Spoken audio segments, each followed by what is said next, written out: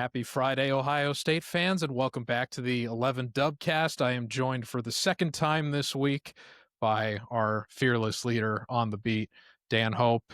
Dan, TGIF, am I right? Yeah, we're one day away from another Ohio State football game. Always a good thing. Absolutely. And it's another thrilling installment of Ohio State versus an in-state school, which I've heard they've had a pretty good record with those kinds of opponents the last 100 years. But we'll see how this one goes. I know Brutus took it on the chin one time from, I don't know what the Bobcat's name is, but I know Rufus. Rufus, Rufus versus Brutus. That's quite a pairing. So we'll see if lightning strikes twice for whoever's in the Brutus Buckeye outfit this weekend. But before we get too far into it, we do want to give a shout out to our sponsor, First Bank of Central Ohio, the official bank of 11 Warriors and sponsor of the 11 Dubcast. From game day to workday, First Bank of Central Ohio is proud to support the business owners that keep Central Ohio thriving. They are locally owned, business focused, and always in your corner. Give them a visit at fbcentralohio.com. And yes, Dan, it is one day until we get the third installment this season of Ohio State football. And I'm looking forward to it, not just because I will be providing some supporting coverage for you guys this weekend on the beat.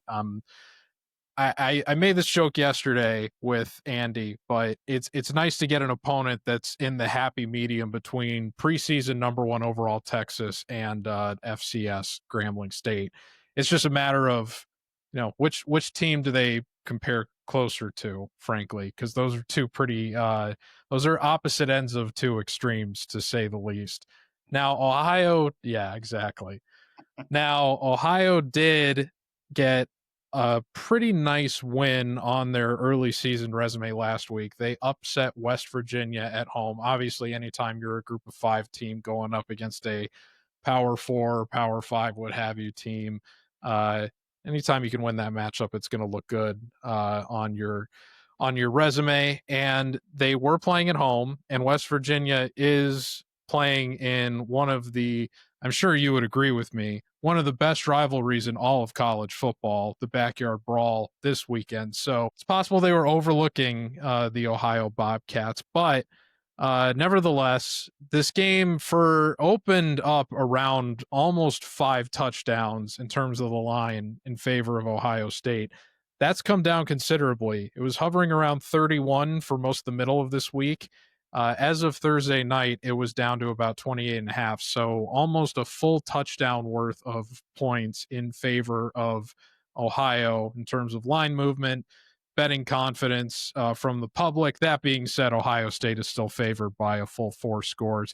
I'm expecting them to have another really solid performance defensively, even though I think there's an interesting test here with Ohio's quarterback who profiles as a bit of a dual threat, although they got a dual threat in their first game against Archie Manning, and they were able to, I think, prevented him from kind of being able to get out and run an open space, or if he just kind of opted away from doing that just because he was obviously rattled by the moment in Columbus in what was his first road start of his college career.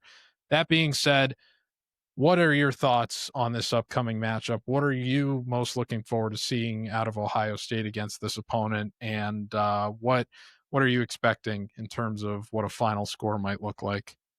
Yeah, I mean, I think, like you said, this is very much in between the first game and the second game in terms of difficulty. And this is a game that Ohio State should win comfortably. Even the lower spread reflects that. But Ohio's a better team than Grambling. I mean, this is not going to be like last week's game where Ohio State's going to pretty much do whatever it wants for 4 quarters. I think Ohio is good enough that it will make this game competitive at times. Now, with that being said, I still think I have Ohio State covering the original spread. I still think Ohio State is going to ultimately pull away and win this game big at the end of the day for a couple of reasons. I mean, one, Ohio's had a great start to the year. They almost beat Rutgers. They beat West Virginia.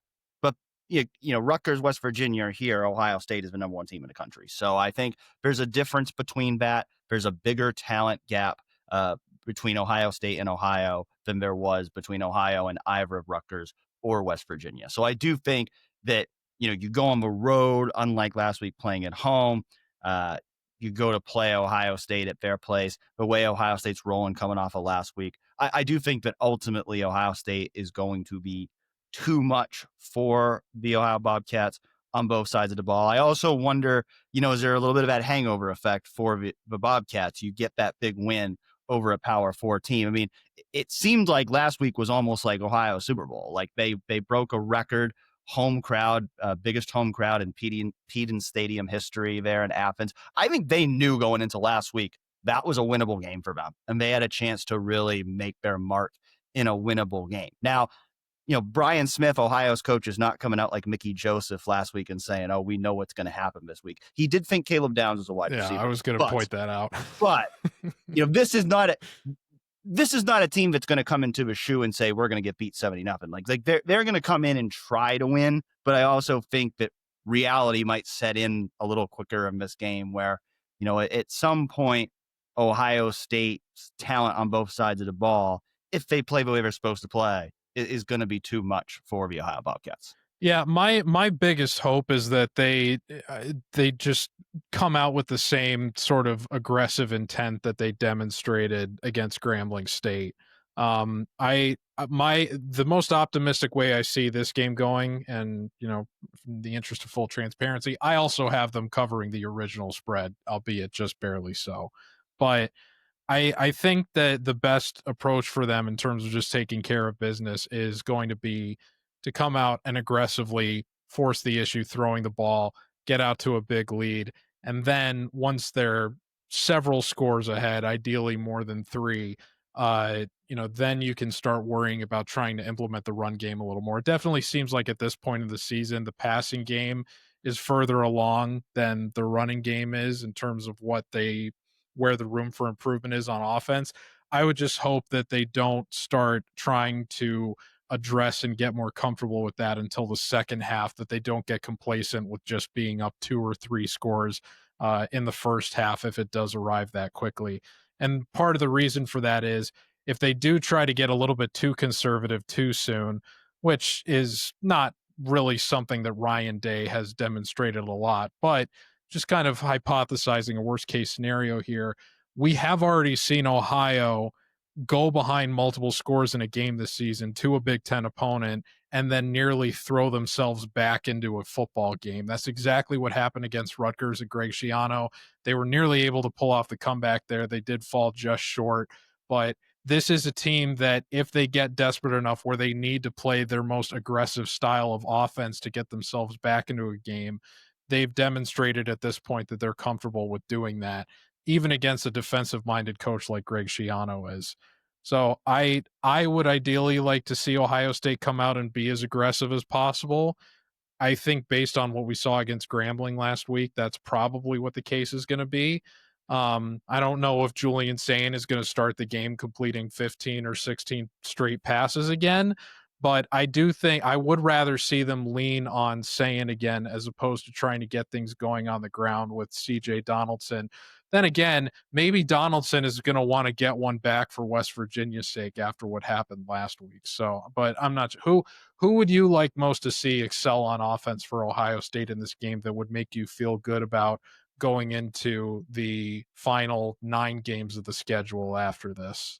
I think a few names come to mind. Like you said, I mean, the running game in general, we saw Bo Jackson have a big game last week. It'll be interesting to see, can he keep that up? Can he do that 2 weeks in a row? And if so, will that lead to more carries for him in conference play? Conversely, can CJ Donaldson, James Peoples build some momentum? I think, those running backs in general, like you said, it doesn't mean that you should go and run the ball every play, but I think you would like to get some momentum going there in the running game. I think in terms of the passing game, 2 guys you'd like to see get going a little bit this week are Brandon Inniss and Max Clare. I think for what those guys were hyped up to be going into the year, don't think we've quite seen what we've expected from either of those guys yet, particularly Max Clare coming in from Purdue. So, we saw Jeremiah Smith get back on track last week. Carnell Tates looked like a first-round pick.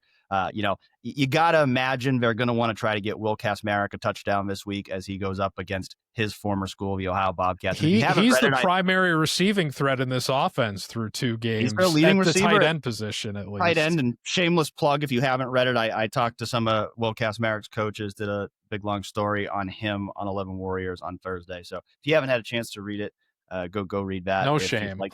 If you'd like to learn more about Will Kacmarek. But yeah, I think Brandon Inniss and Max Clare are the 2 guys you'd like to see them get going, like to see them make some plays, because if you can get both of them going with what you already have outside in Jeremiah Smith and Carnell Tate, this could end up being the best passing offense in the country. Well, we love Will Kacmarek here on the Dubcast. He was Johnny Ginter's favorite player on the offense last season, even before. You gotta love it. You gotta love a good blocker. Oh, who doesn't? And it's nice. It would be nice, and Day kind of hinted at it too, in terms of kind of evolving his philosophy a little bit with position groups that he's kind of traditionally underutilized. If this is finally the season where we see the tight ends, not named Cade Stover, make an enormous impact far in advance of the college football playoff, I'm certainly not going to shake a stick at that. So yeah, it would be nice to see Max Clare get going this weekend. I guess my last question is it's interesting that you brought up, some of the names at running back. There were a lot of people last week that were saying, Bo Jackson is the RB1 of the future. Like, he should be the guy right now, even. I feel like it's very easy to become a prisoner of the moment when you play a team like Grambling State, and most of those guys, a lot of people were saying buy all the Isaiah West stock that you can as well after his late performance last week. So I'm just curious. Obviously Donaldson has been the most impressive lead guy so far. It's only 2 games into the season, but he definitely didn't have the game I think a lot of people were expecting against Texas. What do you think the likelihood is that, even assuming that Donaldson is the guy for right now, that's 1A, that we maybe see a bit more of a rotation in terms of whoever the backup is? I know a lot of NFL teams like to use the mentality of having a pair and a spare. At this point right now, I feel like Ohio State's in the position where it's got uh, one lead guy and then the pair in terms of a pair of spares, if you will, I guess is what I'm trying to say. But if you could see one of those names potentially supplanting Peoples for more work based on what we saw last week, and maybe that would translate into the later stages of this game as they're trying to salt the clock away. Who do you think that would be for this offense? Yeah, I think Bo Jackson's certainly the guy who's on the rise there at running back. I think that's been true all offseason. I think we've heard good things about him all offseason. He was, impressive in the spring, impressive in preseason camp. So I don't think it's just a one-game flash in the pan. With that being said, that's why he's going to be one of my top players to watch this week, because we do need to see it against more than just Grambling. I mean, just because he had one big game against Grambling, like you said, prisoner of a moment, it's like RB1, he should be RB1 right now. I think he could be RB1 at some point this season. I think based on what we saw, the potential that he has, I think he could emerge as RB1 at some point this season. But I think he needs to still build toward that. And I think this week will be a big opportunity for him. He had that fumble late in the game last week. That's one thing that usually keeps freshman running backs off the field. So I think another strong showing for him with good ball security, good pass protection when they call on him to do those things. Those will be important for Bo Jackson in terms of giving himself a chance to earn more consistent playing time when conference play begins. All right. Well, you heard it here first on the Dubcast. Deputy Editor Dan Hope is saying there is hope for Bo Jackson RB1 this season. So all you, I don't think I'm the first one to say that. Well, all you Buckeye hype beast fans that want Bo Jackson in that position, there you go. So I wouldn't be opposed to it if he continues to impress. But I like what I've seen out of CJ Donaldson so far. I just hope everybody stays healthy first and foremost, because it is a long season and we're not even 3 games into it yet. But we will be after Saturday. I am predicting 42-7. My scoring prediction last week, I was the shallowest out of everybody. It was looking pretty good after that first half, though, went a little bit slower than people expected. you even privately messaged me about it to tell me that, hey, it is looking pretty good. And then we promptly had a scoop and score immediately out of halftime, which I firmly blame on you. Game got out of hand 70-0, and I was about 3 scores off in terms of what I was predicting. So I need a good prediction this week. I think I'm a little bit shallower than you in your expectations, but I do expect Matt Patricia to have another pretty solid performance coaching a game defensively. I think it could be, we might not see a team break double digits on Ohio State until we get to the matchup with a suddenly top 10 Illinois team in the middle of October. So I'm predicting 42-7. I do think Ohio's going to have a garbage time touchdown. Dan, what are you forecasting in terms of your final score?